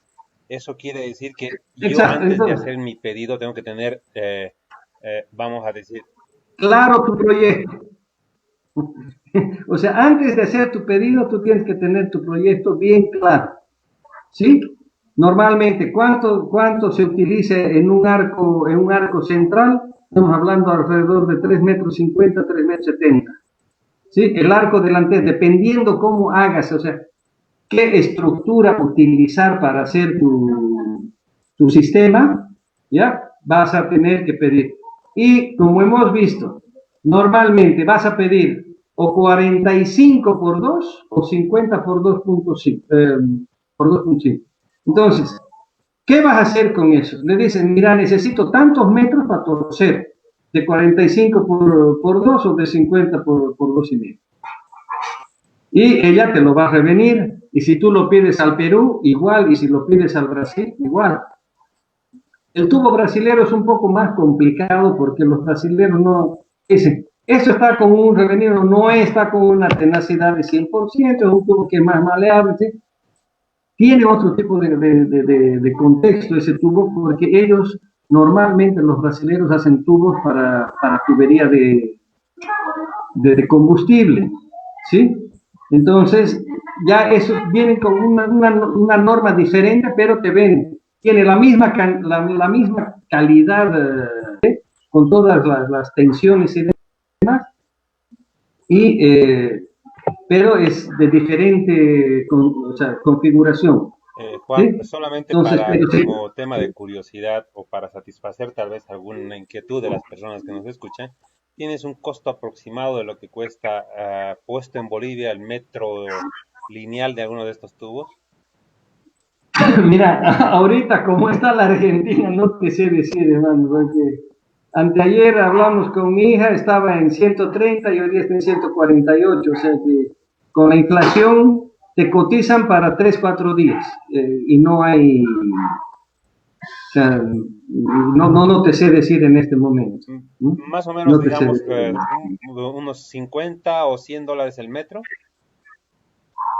No, es relativamente menos, es menos. ¿No? Y bueno, ahorita con el tema del cambio nos conviene, pero como te digo, no sé hasta qué punto estarán manteniendo sus precios y demás, pero para que te des una idea, el costo en puesto Santa Cruz, obviamente con pase de frontera por debajo, sin pagar impuestos, ya te voy a decir, son más o menos $1,200 todo el material para hacer una jaula de un Levin o de un G6, aproximadamente. ¿Cuánto cuesta? ¿Y si tú ¿cuánto es el costo en Santa Cruz, digamos, de la misma cantidad de metros cuadrados, de metros lineales de un tubo normal con costura? Cañería negra o el tubo negro que se llama aquí, no llega a costar $400. Más o menos, ¿sí? No llega. Es más o menos. Pero en costo-beneficio, relación de peso, material y dureza, no hay comparación.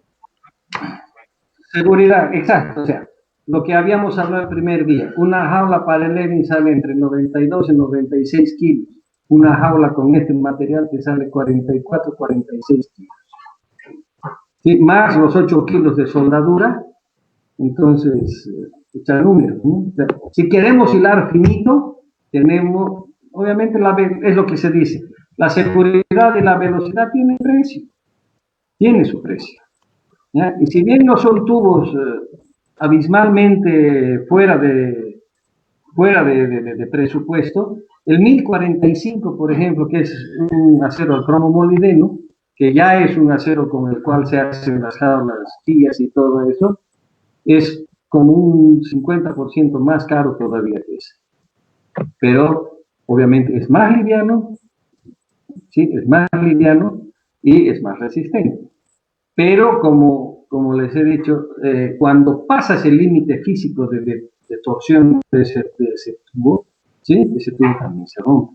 A diferencia del tubo sin costura, el tubo con costura, perdón. El tubo con costura se va a doblar, un chabelo, se va a estirar, se va a hacer lo que sea, ¿sí? Pero va a ceder. Y en el momento que se entra y pasas de cierto golpe de gravedad, el tubo con costura no te va a soportar. Precisamente, ¿Mm? Juan, o sea, Este tubo, ahora es muy, muy importante no solamente hablar cuando uno dice jaulas y de esto, de aquello, porque con la explicación que tú me das, yo había visto las fotos del vehículo de Marquito Bulacia, donde veía tubos rotos y tubos sí, en la unión de la soldadura de soldados. Entonces, esta explicación, no es de soldado, sí. Si se llega a ver bien, se ha cortado, o sea que la soldadura se ha quedado y el tubo se ha fisurado de sí, ahí. exacto. Entonces, esto es Bien, por esto que tú ok, dices, después de llegar al límite superior de su resistencia, ha cedido, ha tenido que romperse. exactamente. Entonces, y ahí entramos un poquito aquí dicen, terminaremos un poquito esto y después les hablo del tema de soldadura, que también es un poco algo que medio Ok, apasiona. ¿Sí? Entonces dice, el curvado del tubo, dice, no puede ser 3 veces mayor del diámetro mayor.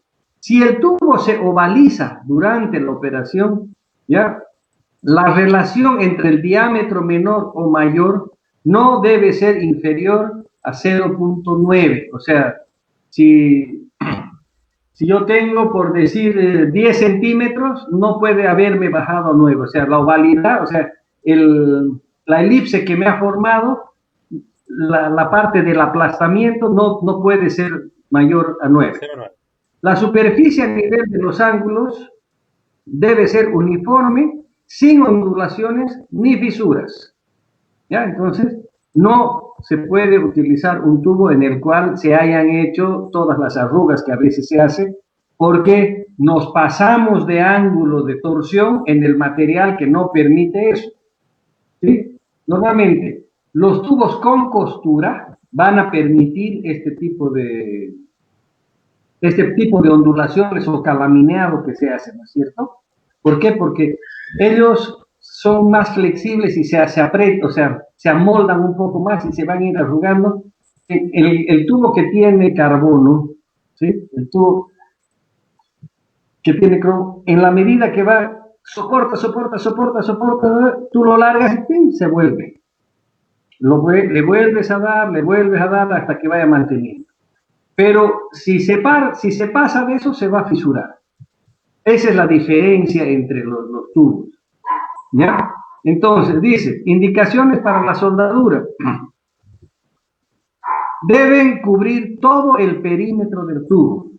Todas las soldaduras deben tener una total penetración y usando preferentemente soldaduras en atmósfera de gas. Cuando se usen aceros tratados térmicamente, deben seguirse las instrucciones del fabricante. Electrodos especiales, soldadura de atmósfera inerte. Bien, ahí vamos a hacer un break y yo les voy a explicar un poco cuál es la diferencia que existe entre los tipos de soldadura, más o menos. ¿Sí? Tenemos la que es con el electrodo con arco revestido, o sea, con el electrodo revestido con todo el material del flux. ¿Sí? Tenemos la soldadura MIG, MAC y la TIG. Bien, el electrodo revestido, cuando nosotros soldamos, el revestimiento es el fundente. El material que se desprende es el aporte, y nosotros estamos generando un charco de soldadura, el cual vamos homogenizando a través del fundente que tiene el electrodo revestido.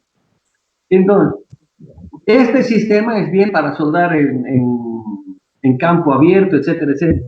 El problema que tenemos con el electrodo revestido es el siguiente, que normalmente, ¿sí? Normalmente el electrodo, al tener la capa revestida, ya sea con, ¿qué te puedo decir?, con silicio o con polvo, con polvo metálico, etcétera, etcétera, ¿ya? O el flux con polvo metálico, una combinación de los dos, él deja escoria. Entonces, en el proceso de soldadura, cuando nosotros estamos soldando, se genera el charco que llamamos. El charco está, está cubierto o está siendo mantenido a través del quemado del flux y el revestimiento, y te está permitiendo dejar el aporte de ese material uniendo ambas caras de los dos metales, ¿sí? El problema de esto es que te genera escoria. Entonces, si hay puntos muy complicados donde cuando vas a soldar por la parte de abajo se genera el punto de goteo del electrodo revestido es muy alto, entonces se te va a chorrear. Las paredes que estamos hablando son de 2.5 a 2 milímetros. Entonces, el electrodo revestido normalmente es eficiente a partir de los 5 milímetros de espesor, o sea que tengamos muy buena penetración y hagamos un buen charco, y vamos a tuberías petroleras y demás, magnífico. Entonces, y el problema del electrodo revestido es de que genera mucha temperatura, o sea, disipa la temperatura en un área demasiado grande, entonces debilita desde el cordón hasta la parte de afuera, ya tiene un área de debilitamiento muy alto. Esa es una de las cosas. Lo ideal, como dice aquí, es en soldaduras con atmósfera de gas. En soldaduras con atmósfera de gas tenemos dos tipos de soldadura en la MIG, o sea que es la misma. La MIG es metal inerte gas, en el cual el material de aporte es el alambre que nosotros estamos tirando a través de la torcha, y el gas que normalmente puede ser CO2, el CO, o puede ser el argón. El argón es mucho mejor que el CO, pero sin embargo, materiales con contenidos de carbono se pueden soldar fácilmente simplemente con CO, ¿ya? Obviamente, con el argón suelda mejor porque genera una mejor capa de protección de gas. Entonces, ¿qué es lo que sucede? En los electrodos, porque el material de aporte que nosotros usamos en la MIG también es un electrodo, es un material de aporte. En esto tenemos básicamente las nomenclaturas diferentes porque lo mismo, el material va a ir de acuerdo al tipo de especificación de tubo, y él dice, cuando se utilizan tubos, ¿ya?, con tratamientos térmicos especiales, debe seguir las instrucciones del fabricante, porque nosotros desconocemos qué chinga han hecho ellos y cuál es la composición química exacta de ese tubo para nosotros meterle cualquier tipo de electrodo. O sea, si vamos a soldar con electrodo, estamos matando un tubo sin costura. ¿Se puede soldar? Sí se puede soldar. ¿Se debe? No se debe. ¿Ya? ¿Por qué? Porque, como les digo, al haber sido revenido y demás, tiene un tratamiento químico, o sea, térmico-químico, que genere una serie de complicaciones al momento de la soldadura. Y como les decía, el electrodo es un electrodo de penetración. En cambio, la MIG es especial y específicamente para soldar planchas delgadas, o sea, menores a 4 milímetros, ¿sí? Puede soldar perfectamente. Y lo que va a pasar es de que ella va a entregar el material de aporte, que sería el electrodo, que en este caso es un electrodo que no es revenido, ¿sí? Y dentro de las, así como nosotros tenemos el 6013, el 7018, el Grinux 55, el Gridur, etcétera, etcétera, un tipo de electrodo para cada aplicación de metal cuando hacemos soldaduras. Lo mismo existe en el tema de los alambres para soldar conmigo. ¿Sí? Tenemos básicamente el ER70S, por ejemplo, ¿ya? El quiere decir electrodo, R que es en forma de varilla de aporte, y el 70 o el número que ustedes vean detrás del ER es la cantidad de newtons que soporta, son 70, son 70.000 newtons por pulgada cuadrada. Entonces, eso también, y va a cambiar 70, 45, 90, etcétera, etcétera. Y básicamente, lo que nosotros necesitamos para soldar cualquiera del 1020 o del 1030 es un R70. Un R70 es para todo ese tipo de carbón que no tiene entre 3 y 4,5% de carbón, perfecto. ¿Ya? Ahí entonces con ese elemento podemos soldar tranquilo. Podemos soldar con el tubo en vez de que sea un tubo sólido, que sea un tubo hueco. Hay máquinas de soldar TIG que tienen el tubo hueco, pero ¿qué es lo que pasa? El costo es mayor.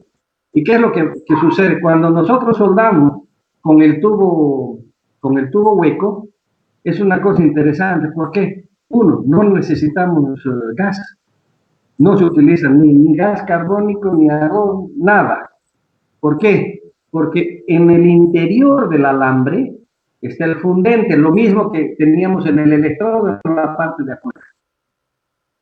La diferencia entre el alambre rígido y el alambre perforado tiene el fundente dentro, o sea, la atmósfera de gas la tiene adentro y viene también con flux y con polvo metálico, etcétera, etcétera. Y también genera escoria, igual que el electrodo revestido, pero genera una escoria en base a sulfato, que es fácilmente expulsada. Entonces, este electrodo perforado que viene con el gas adentro, que le llaman, sirve para soldar planchas de grueso calibre, igual que el electrodo. Y tiene la facilidad de que el proceso de enfriamiento, a diferencia del electrodo, el proceso del enfriamiento es mucho, o sea, tarda más que el electrodo, pero calienta mucho menos área. Entonces, son cosas bien interesantes que uno tiene que conocer para ver qué soldadura va a emplear.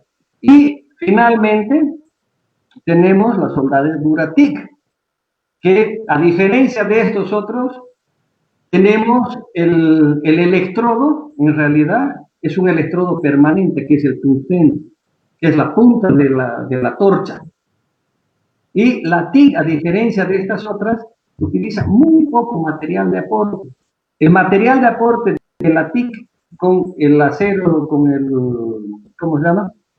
Con el rollo de alambre de la MIG es prácticamente igual y se lee con las mismas estructuras. El ER70, el ER35, el ER36, EX, y ya vienen las combinaciones de qué otro elemento químico tiene ese alambre para una soldadura específica. Que no vamos a entrar mucho en detalle, pero como les digo, la diferencia entre la TIG y la MIG es de que en la TIG el electrodo es permanente.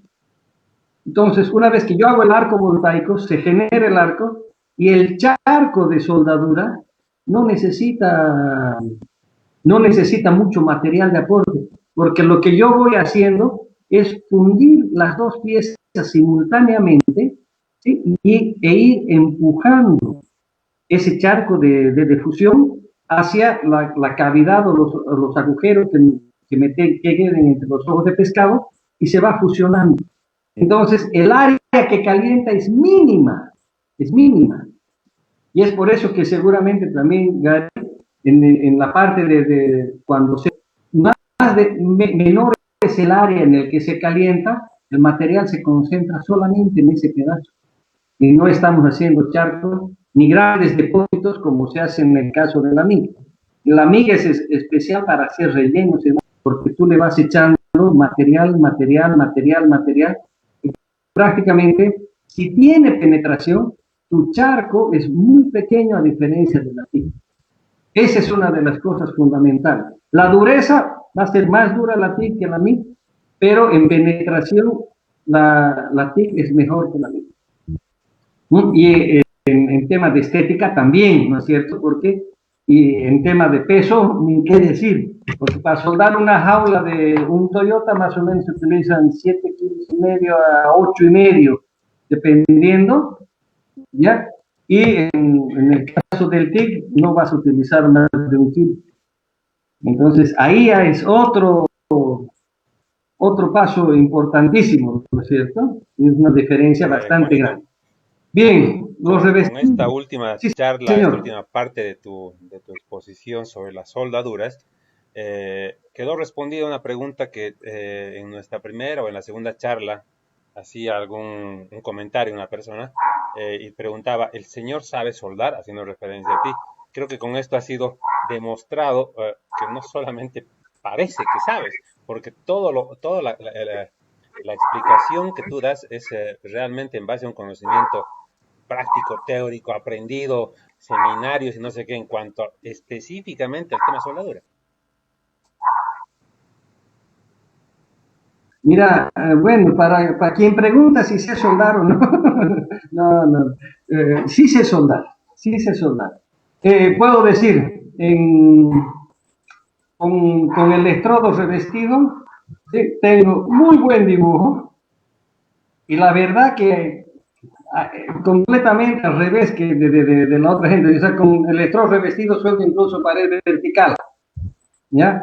Pero la MIG me costó un mundo, no sé por qué, o es que ya no veo bien, que creo que es uno de mis problemas, y la TIC, sueldo TIC, pero no tengo ese pulso. O sea, ¿qué es lo que pasa? Para empezar, y lo reconozco, mi letra es un desastre. O sea, en colegio, o sea, todos los que me conocen de chango dicen, ¿cómo este huevón ha llegado a ser profesor? Sí, porque mi letra era un chumino, ni yo la entendía, y no tengo pulso. O sea, no he tenido caligrafía, por ejemplo.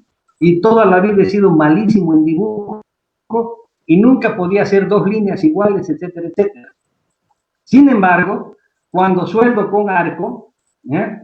Tengo la sensación en la punta del electrodo bastante sensible, ¿ya? Y la voy manejando y tengo mi distancia de fuego y todo eso, sueldo bastante bien, bastante bien, arco, te digo, creo que sueldo bastante bien.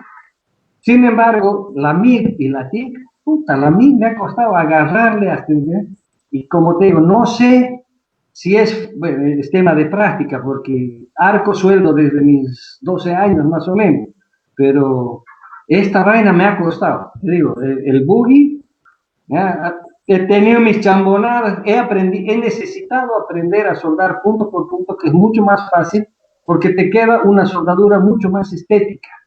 Sí, se vas a agarrar. Pero lamentablemente tengo una máquina muy casera para soldar, tiene buena penetración, todo, pero es muy casera. No es una máquina digital en la cual tú puedes programar tramos y demás, ¿verdad? Y obviamente se puede. Pero sí se soldar, sí se soldar. Y he leído harto sobre el tema, eso justamente he tenido que aprender con estas cosas, ¿sí? Y es algo que realmente me ha obligado a aprender. Y también lo mismo con el torno, o sea, para soldar en el torno, sueldo en el torno, para hacer una cosa, la otra, aquí, allá, ya, lo hago. De ese lado, no soy un técnico de escritorio, soy un técnico que me he hecho rompiéndome los dedos, cortándome los dedos, y he aprendido en el campo de batalla igual que mucha gente, pero a diferencia de mucha gente, ya también he tenido que estudiar arte, y es una cosa que me apasiona. Si bien en el colegio he sido, todo el mundo que me ha conocido en el colegio dice, mierda, ¿cómo? Pero bueno, aquí estoy. ¿Sí? Juanito, Bien, sigamos mira, entonces. Sí. creo que hasta donde hemos avanzado en el tema del artículo 253 es toda la base de las estructuras y todo el tema. De ahí hacia abajo creo que lo que resta son más accesorios, más cosas perimetrales, le podríamos llamar. Y no sé si te parece, llevamos una hora 40 más o menos de esta charla. Si te parece, la cortamos acá y la damos por terminada, digamos, una explicación, o quieres hacer algún resumen sobre lo que nos falta sobre este artículo 253. De aquí lo único que falta es el tema de las espumas para el tema de que están en la figura 253-68, ¿sí? Que son las espumas protectoras de la jaula, que para los Bull Rally Car son obligatorias. Después tenemos el tema de la visión hacia atrás, que el tema del uso de papeles microperforados. No se puede tener un vidrio negro totalmente que no permita ver a más de 5 metros. Ya son detalles, si tú quieres, el tema de las argollas de remolque, que sean tanto para adelante y para atrás. Y básicamente, después la luna, las redes para poner el tema de los cascos. Ya habíamos hablado ayer que está prohibido el tema de los resortes para los cinturones y demás, pero creo que hasta ahí es todo. Como te decía, sí, el tema de la ventilación. Prácticamente de aquí en adelante son son cosas perimetrales, son cosas que no tienen mayor incidencia en la estructura o en la seguridad básicamente del auto. Creo que por ahí podríamos terminar la charla, y me gustaría que en el cierre nos des un balance general de lo que te parece en que se debería hacer a futuro en cuestión de seguridad, y lo que crees que estamos haciendo a través de estas charlas. Mira, es lo que te dije inicialmente, Gary, felicitarte por la iniciativa. ¿Sí? Es algo que se quiso en algún momento, pero nunca pudo arrancar, obviamente, porque de pronto no había los medios tecnológicos como hoy en día, que podemos charlar tú y yo, que nos vea todo un país o un montón de gente en el mundo, ¿sí? Pero bueno, o sea, necesitamos, definitivamente el automovilismo deportivo boliviano necesita que de pronto no sea yo quien les venga a charlar, que sea un experto en soldadura, un experto en tubos, un experto en matrices y demás, para que nos haga entender el porqué de las cosas. ¿Sí? Y como les había dicho, el programa que quedó, que habíamos hecho en la federación años atrás, deberíamos poder participar, estar en cada asociación con los técnicos. Necesitamos, los que hemos sido técnicos, necesitamos bajar a la base de la gente que construye, de la gente que arma, de la gente que está en lo mismo que nosotros, para limitarle la cantidad de errores que cometan ellos con todos los errores que nosotros hemos cometido en el camino. ¿Sí? Necesitamos hacerlo, definitivamente.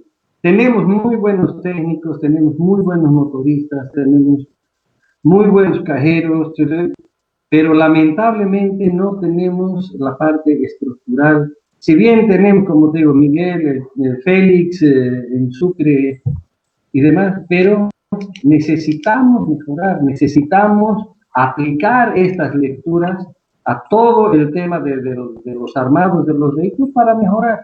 Sí, eso es inevitable. Y de verdad te agradezco un montón que hayas podido tener esta iniciativa para poder llegar a la gente, con lo poco que uno sabe, pero lindo fuera poder, como te dije, hacer un seminario con todos los que vamos a hacer chasis, con todos los que soldamos jaulas, con todos los que hacemos esto, el porqué de esto, el porqué del otro, que si usas máscaras aquí, más allá, qué es lo que pasa con tu soldadura, etcétera, etcétera, para que puramos, o sea, empecemos a hilar fino. Lamentablemente hilamos demasiado, o sea, tenemos una rueca muy gorda, ¿no? Sacamos un puño, son hilos muy gruesos y necesitamos mejorar. Y eso está dentro de todo. Y desde la federación, los mismos técnicos como técnicos, debemos ponernos la mano al pecho y necesitamos estudiar más y seguir mejorando hacia adelante, ¿no? Entonces, por eso te digo, me alegra que hayas dado el primer paso, ojalá te copie mucha gente, ojalá podamos ser más los disertantes y escuchar a más técnicos, que habemos varios en el país que podemos interpretar y saber cosas básicas como esta, en la cual nosotros podamos transmitir lo poco que sabemos, Juanito, ¿no? entre tu charla y la charla que tuve hace unos días con Juan Luis Ramírez, básicamente encuentro muchos puntos en común. Una de ellas es que el técnico o el preparador o el que hace las soldaduras o el que hace las estructuras, el que arma los vehículos de competencia, tiene la capacidad, el piloto o el dueño del vehículo es el tacaño, el, porque el piloto no quiere gastar algo más, resulta que el técnico o el soldador termina haciendo no muy buen trabajo y en resumen, eh, creo que una solución para esto debería ser que la federación certifique de una buena vez a X, Y y Z o 100 talleres en Bolivia, los cuales mínimamente tienen que cumplir, no pueden hacer estructuras menor que ponerles una barra donde de ahí para arriba pueden hacer lo que sea, pero de ahí para abajo no la pueden hacer. Y ir certificando estos talleres para que el día de mañana yo no, o como corredor, quiero hacer un auto y no termino yendo a un X, a un cualquier taller que no tiene o no sospecha de lo que estamos haciendo y un simple herrero de puertas de garaje nos termina haciendo una soldadura o una jaula que no cumple con ningún requisito. Pero la objeción a esto sería que muchos de estos técnicos van a decir que la federación me quiere cobrar o no sé qué. No, yo creo que la federación no debería cobrarte en una primera instancia para certificarte.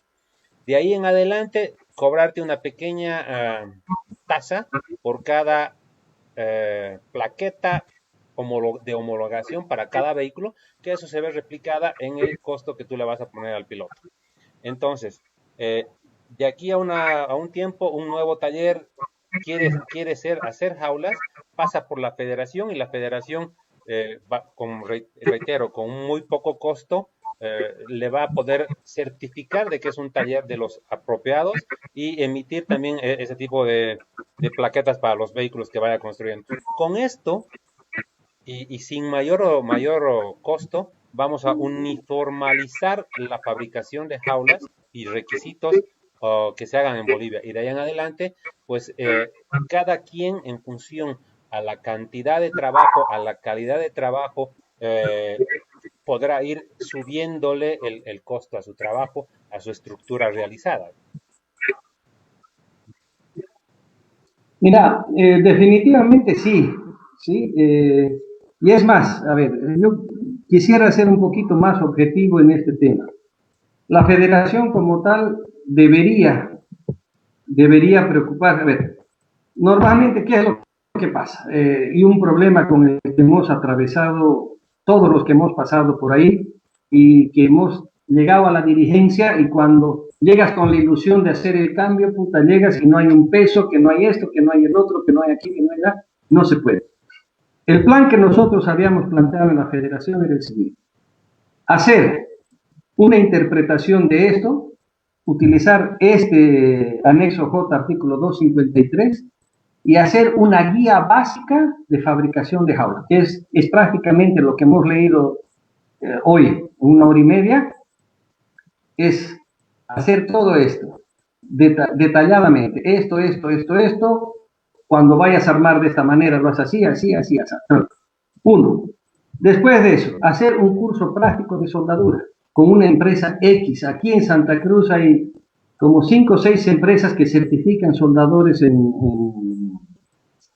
con gas, ¿sí? En atmósfera controlada. Entonces, ¿qué cuesta? Un curso de soldadura de atmósfera controlada que tiene 16 horas de duración, te cuesta 1.000 bolivianos. Ok. Si la gente, si vemos que la gente necesita y demás, vamos, señores, charlemos con esta empresa, hagamos un curso nacional que cobren, qué sé yo, $100 en vez de 150 y que solamente esos soldadores puedan hacer la certificación. Y se le da su certificado de soldador de jaula. Listo. Otro. La federación, a sabiendas de todos los problemas que tenemos y de que, yo te digo porque escucho del Miguel, del Félix, todo el mundo llora, ¿por qué? Porque llegado el momento, el piloto no quiere gastarlo, hacémelo barato nomás, así nomás, no, le mete nunca, no me lo saquen el techo, no se va a ver nada.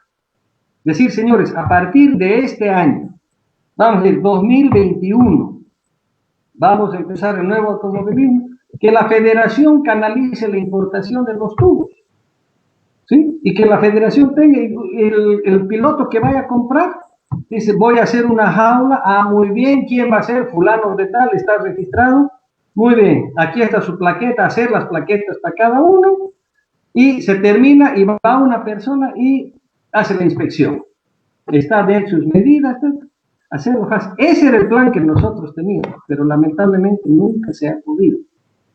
Y ya sea que traigamos el tubo del Perú, de la Argentina, del Brasil, de China también, si se va a hacer cantidad. Hay que preguntarle a Miguel, a Félix, a Sucre, ¿cuántas jaulas se hacen por año? Yo les apuesto que se hacen más de 50 autos al año. Y seguimos haciendo autos cacharros, de los cuales ya no encontramos motores, y seguimos con esto, y seguimos con los mismos problemas de hace 20 años. No hemos evolucionado. Ese es nuestro problema. Necesitamos empezar a apuntar a un nuevo proyecto, a una nueva visión de automovilismo, y ser 28 personas y que cada día estandarizar los precios para que no se peleen. Porque viene, no, que este no, que esté aquí, que esté allá, y él dice que me lo hizo y no me lo hizo. Bien, es grave. Definitivamente es bien, pero tenemos que salir de esta. Obviamente que cada quien puede definir, pero no cualquiera puede soldar como corresponde a una jaula. ¿Sí? Yo les invito a todo el mundo a mirar las jaulas de los nuevos Nissan, que claramente ese es un soldador certificado. Y si miramos y comparamos con montones de jaulas que tenemos andando en el país, hay pues diferencias. ¿Sí? Entonces, vamos, apuntemos a mejorar. ¿Sí? No nos pongamos una venda en los ojos y no querramos mirar más allá. Apuntemos a mejorar, ¿no? Todos podemos aportar un granito. O sea, si yo no puedo, les consigo quién les pueda gestionar una cosa así. Y que cada uno aporte con un poco. Gracias, Juanito. Realmente, como la idea con la cual nacen este tipo de charlas, creo que para mí, desde mi punto de vista en lo personal, se está cumpliendo.